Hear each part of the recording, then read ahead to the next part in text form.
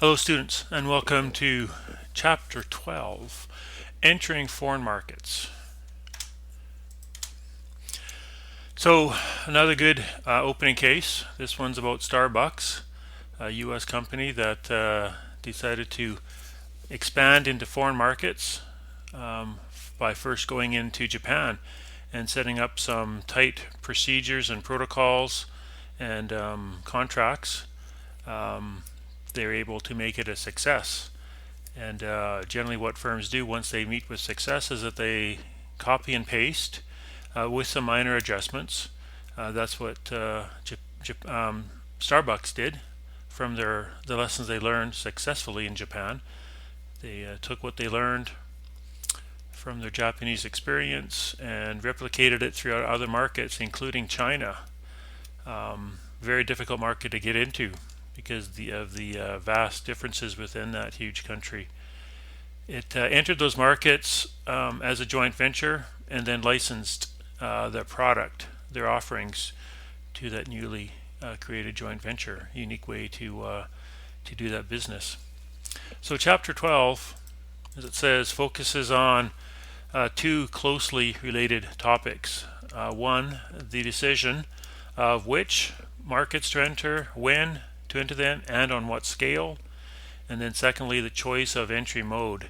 So this material you need for your case report. You have to decide which country to enter, which foreign market to enter, and in some degree to what scale, but the choice of entry mode as well. And we'll be talking about that throughout this chapter. So which market to enter basically is based on your first assignment. You look at your political, economic, legal differences and risks. When to enter and on what scale and choice of entry mode we'll look at in the following slides as well.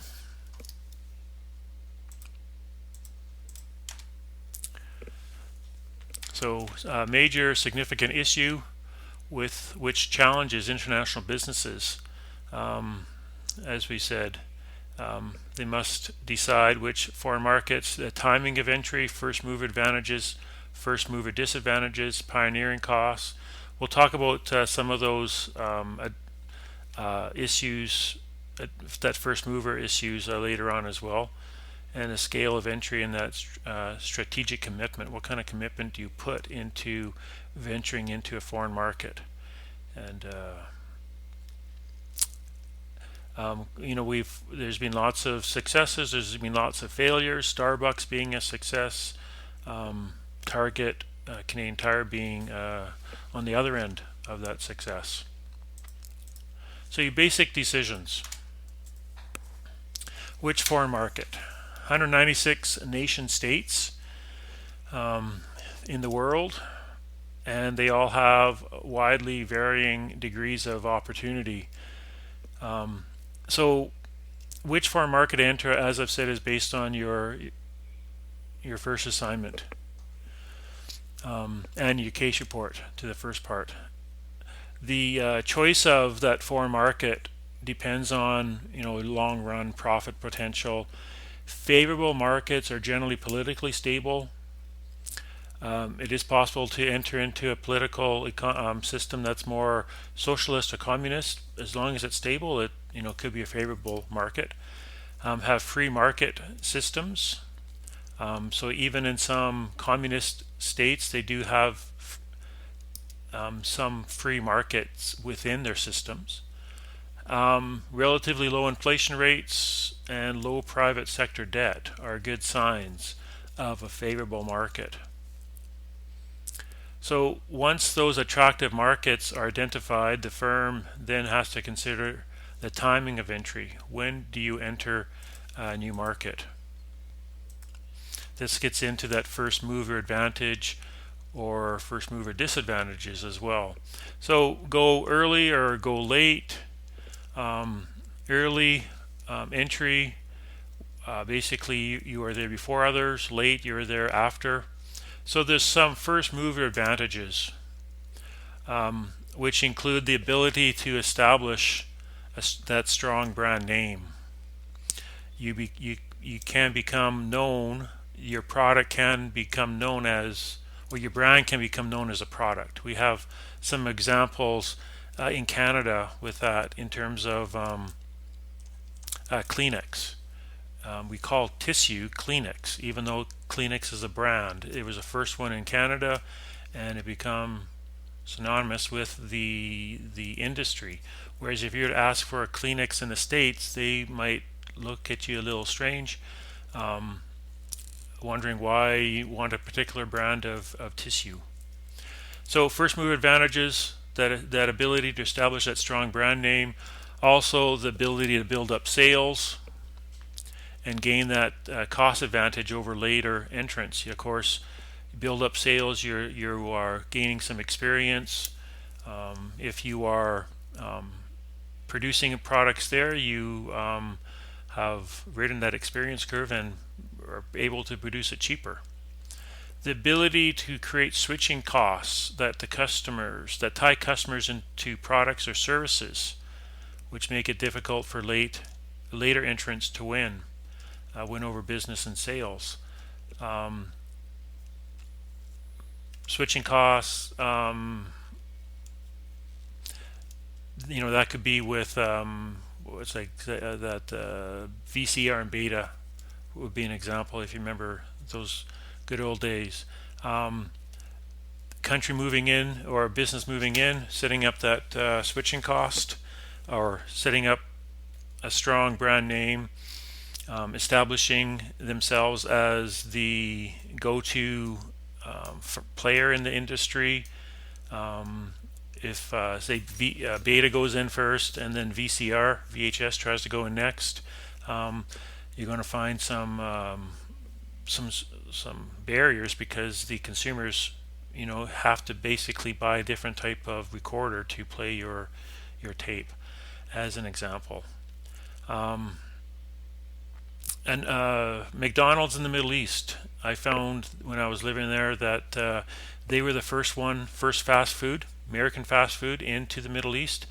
And it was interesting that all the locals thought that all the other fast food restaurants, Burger King and A&W, Dairy Queen, other American ones, were just copycats.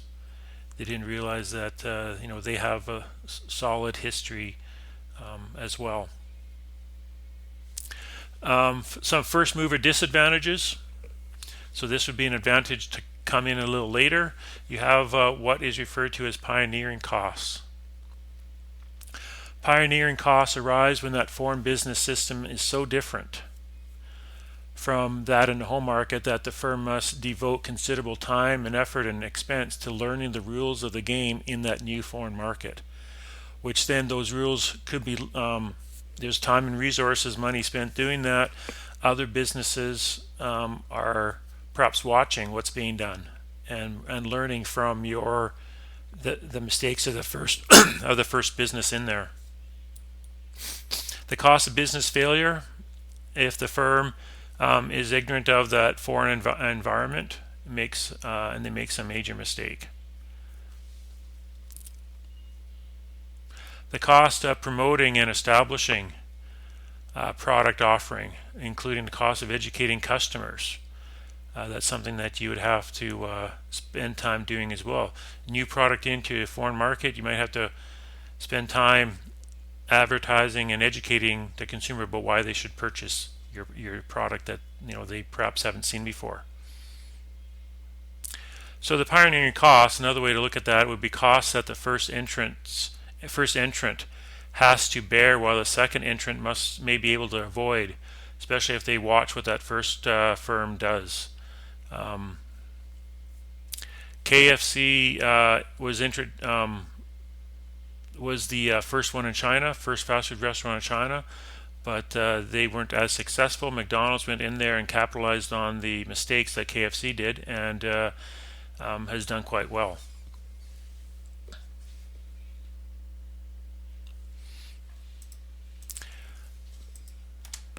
Scale of entry.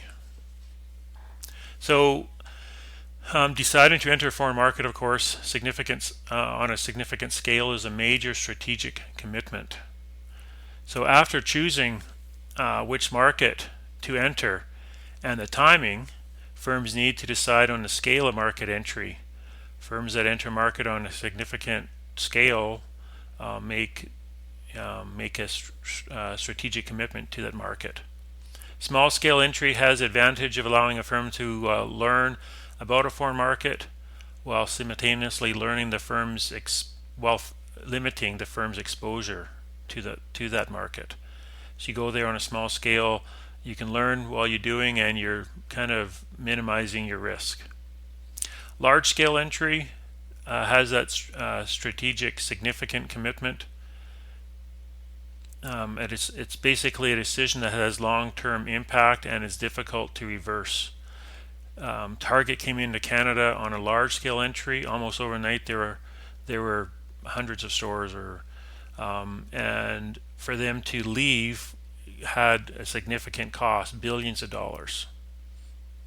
If they had come in on a smaller scale, perhaps a few stores in a few markets, they may have been able to learn as they're kind of experiencing the Canadian environment, and they may have survived. Hard to tell. So large-scale entry, another advantage is that it may cause your rivals to rethink market entry, and it may lead to some competitive response as well. So there's a interesting video about timing of, or the scale of entry. This is from The Office.